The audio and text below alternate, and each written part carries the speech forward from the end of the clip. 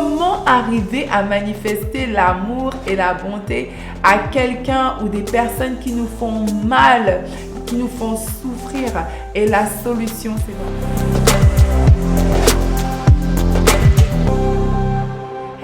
Mon nom est Dr. Eudaline Patricia Helfalo et j'ai l'enthousiasme de vous accueillir ici aujourd'hui pour un autre épisode de Home Building in Christ. Je suis l'auteur du livre Le Manuel du foyer qui est maintenant en vente sur Amazon si vous désirez l'acheter. Alors la dernière fois, nous avons parlé de Sarah et aujourd'hui, nous allons parler de comment faire lorsque, en tant que bâtisseuse, nous sommes dans une famille où l'égoïsme prône et même notre époux, notre conjoint manifeste de l'égoïsme.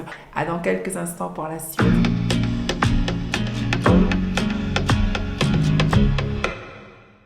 Alors, pour avoir un petit peu de contexte, commençons par voir que signifie Tamar. Tamar veut dire palmier à date. Alors, quand on pense au palmier à date, on pense à un fruit qui est doux, qui est agréable. Aussi, les traditions hébreues ont tendance à parler de Tamar comme un nom qui symbolise la victoire, la vie éternelle, le triomphe. Donc voilà, c'est plutôt un nom positif. Alors, Tamar, elle vient dans un contexte familial assez particulier. Judas est donc l'un des 12 frères qui sont les fils de Jacob. Il y a quelque chose qui vient de se passer dans la famille de Judas, c'est que Joseph, l'un de ses frères, a disparu. Et ça, c'est par le concours de Judas qui a suggéré qu'il soit vendu. Donc, il y a une atmosphère lourde. Le papa est vraiment attristé, entre autres Jacob. Judas se retire donc de ses frères. Il y a un passage dans la parole, dans Proverbe 18 au verset 1, qui dit que celui qui se retire pour rechercher son propre intérêt, ce n'est pas sage.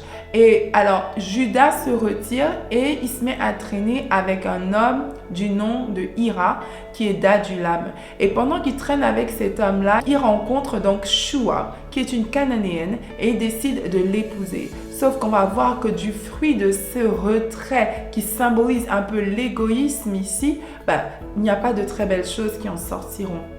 Judas marie donc Shua et il a 3 enfants avec Shua. Entre autres, Onan et Shélab. Malheureusement, il y a plein de choses qui vont se passer avec ces 3 fils-là. C'est là où Tamar rentre en jeu. Dans quelques instants pour la suite. Alors, Judas choisit Tamar comme épouse pour son fils Et cette union-là, elle finit assez mal parce que le Seigneur va frapper par la mort. Parce que était très méchant. La parole de Dieu dit qu'il faisait des choses qui ont vraiment beaucoup déplu au Seigneur et le Seigneur l'a donc éliminé. Voici donc que Tamar se retrouve veuve. Imaginez-vous la douleur et la souffrance. Il y a peut-être quelqu'un qui nous écoute aujourd'hui qui est dans le veuvage. C'est quelque chose de très déchirant.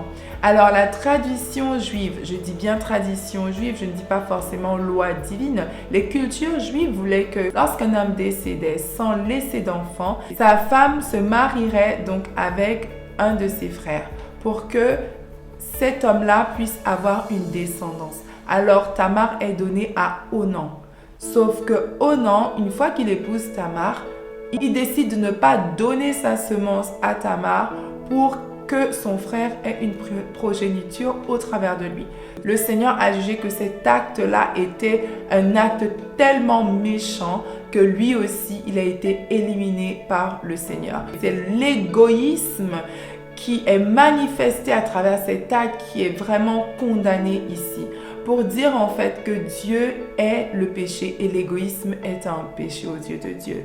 Alors voilà que Tamar se retrouve dans une situation où pour une deuxième fois, elle entre dans le veuvage. Alors Judas demande à Tamar de rentrer chez ses parents, de rester chez son père jusqu'à ce que son dernier fils Shélab soit assez grand pour pouvoir l'épouser. Et étonnamment, Tamar, en toute docilité, elle rentre effectivement chez ses parents et elle attend que Judas tienne à sa promesse. Sauf qu'elle voit bien que Shélab grandit et qu'il est en âge de se marier, mais Judas ne donne pas Tamar à son fils. Judas avait peur qu'en donnant Tamar à son fils, son 3e fils décède lui aussi. Donc clairement, Judas est dans la suspicion. Il suspecte Tamar d'être la cause de la mort de ses fils. Il ne se pose pas la question de savoir est-ce que c'est parce que j'ai eu ces fils-là avec une Cananéenne? Ce qui va à l'encontre des attentes familiales. Parce qu'on voit bien depuis Abraham jusqu'à Jacob d'ailleurs, les femmes vers lesquelles les patriarches allaient étaient des femmes de la contrée d'Abraham, de Charan. Et ceux qui ne sont pas allés vers ces femmes-là, notamment Ésaü, clairement, on voit, c'est écrit dans la parole, que les parents étaient en désagrément. C'était quelque chose qui n'était pas agréé. Donc, le fait que Judas aille avec une Cananéenne, c'était pas quelque chose d'agréé, en fait, par la famille. Donc, il ne se remet pas en question à ce niveau-là. Au contraire, lui, il voit plutôt à Tamar. Il juge que c'est Tamar le problème. En tout cas, il la soupçonne. La parole de Dieu dit dans 1 Corinthiens 13 que l'amour ne suspecte pas le mal. La suspicion n'est pas de l'amour, ce n'est pas à la gloire de Dieu. Alors, comment est-ce que Tamar réagit face à toute cette douleur, cette suspicion, ces accusations et même cette perte? On va voir dans la suite. Alors, Tamar reste docilement chez ses parents. Première chose, elle renonce à la vengeance. La parole de Dieu dit dans le livre de Romains, « La vengeance est mienne, dit le Seigneur. » Le Seigneur veut qu'on le laisse nous venger de nos ennemis. Il ne veut pas qu'on s'y prenne par nous-mêmes. Au contraire, il dit, à nous, il nous dit, aimez vos ennemis, aimez ceux qui vous persécutent, priez pour eux. Donc, il s'attend à ce que nous manifestions la bonté et l'amour envers ceux qui nous font du mal.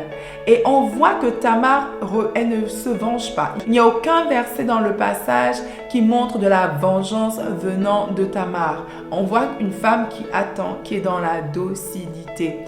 Au contraire, elle reste jusqu'à ce qu'elle se rende compte que Shélab est déjà en âge de se marier et toujours rien.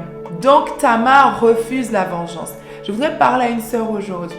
Peut-être que tu as accumulé tellement de mépris, d'accusations, de persécutions de la part de ta belle famille, de la part de ton époux, que tu es prête à te venger. Peut-être que tu médites à faire du mal, à gâter sa réputation, à l'accuser à ton tour. Le Seigneur te dit aujourd'hui, non, ne fais pas cela. Ne fais pas cela. Pourquoi? Parce que tu es une fille de Dieu. Et les fils et les filles de Dieu, on va les appeler miséricordieux. Parce que notre Dieu est miséricordieux, nous aussi nous sommes miséricordieux. Nous refusons la vengeance. C'est un plat tellement attirant, tellement tentant. Mais le Seigneur dit, laisse-moi te venger, laisse-moi te faire justice. Pendant que Judas, toujours en compagnie de son ami Hira d'Adulam, décide en fait de se promener, de se divertir, voilà que Tamar propose des services de prostituée. Judas accepte et Tamar conçoit. Lorsque Tamar est enceinte et que la nouvelle arrive auprès de Judas, ta belle-fille est enceinte, Judas est dans la colère et il décide qu'il faut qu'elle soit lapidée selon la parole. Sauf que elle dit que le père des enfants qu'elle porte est celui à qui appartiennent les objets qu'elle présentera. Et là, Judas réalise que ces objets-là lui appartiennent à lui. Et donc, il dit, elle est plus juste que moi. Je lui ai promis, en fait, mon fils, je ne l'ai pas donné. Et elle est plus juste que moi, elle pourvoit une progéniture. Et ce qui est vraiment magnifique ici, c'est que à aucun moment, Tamar ne mentionne le nom de Judas. Elle n'est pas là avec des propos accusateurs disant Judas est allé vers des prostituées. Elle n'est pas dans ça en fait. Elle attend et quand bien même elle veut mentionner l'identité du père de ces enfants-là, elle ne donne même pas le nom de Judas. On voit une attitude miséricordieuse. Là où Judas n'a pas su faire preuve de miséricorde, prêt à lapider sa belle-fille, Tamar, elle fait preuve de miséricorde envers lui, elle le couvre. Elle le couvre. Et donc, c'est ça aussi une autre stratégie à mettre en place lorsqu'on est victime de persécution, d'accusation, c'est la miséricorde. Manifester la miséricorde, c'est de refuser de faire du mal à quelqu'un qui t'a fait du mal à toi. Au lieu de faire du mal à la personne, tu lui fais plutôt du bien, tu lui fais grâce. Elle refuse de se venger, elle choisit de manifester la bonté, elle est miséricordieuse envers Judas en choisissant de rester discrète sur son identité. Voilà ce que Tamar nous donne comme exemple pour celles qui sont dans des situations où voilà, la famille ou le conjoint qu'on a sont égoïstes, sont dans la suspicion envers nous. Le Seigneur nous invite à être miséricordieux comme il est miséricordieux, à manifester la bonté comme lui manifeste la bonté. La parole de Dieu dit qu'il fait pleuvoir sa pluie sur les bons et sur les méchants. Alors je sais ce que tu risques de me dire, ma chère sœur bâtisseuse. Comment arriver à manifester l'amour et la bonté à quelqu'un ou des personnes qui nous font mal, qui nous font souffrir? Et la solution, c'est dans la prière. Ça commence par la prière. Choisir de prier pour eux. C'est là que Dieu peut transformer ton cœur et mon cœur. Pour que nos cœurs, en fait, puissent s'attendrir envers ces personnes qui nous font du mal. C'est la prière qui est la clé. Plus tu pries pour quelqu'un, plus ton cœur s'attendrit envers cette personne malgré le mal qu'elle te fait. Et Dieu, comme ça, commence à tourner ton cœur vers eux. Et après, c'est les actes d'amour qui vont suivre. Nous sommes donc arrivés à la fin de cette vidéo. Je prie que les stratégies que Tamar a mises en place te soient bénéfiques et qu'elles soient bénissantes. Si cette vidéo t'a fait du bien, n'hésite pas à laisser des commentaires, à la partager, à liker. Et je vous dis à la prochaine pour un autre épisode de On Building in Christ. Ciao, ciao!